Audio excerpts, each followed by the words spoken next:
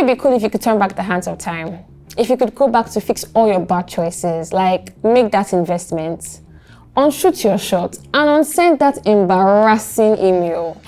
Well, I might not be able to help you go back in time, but today I have a trick that can save you from sending problematic emails. My name is TK, and today I'll be showing you how to unsend emails.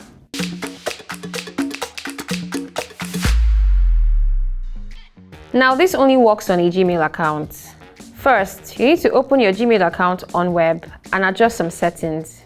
Click on the settings icon, then select See All Settings. The Undo Send option is set at 5 seconds by default. Click on the drop-down menu and select 30 to increase the time you have before an email is delivered after you click Send. Scroll to the bottom of the page and select Save Changes. Now that you've adjusted your undo settings, let's test it. Create a message and send to either another email or use the email address you're sending from as the receiver.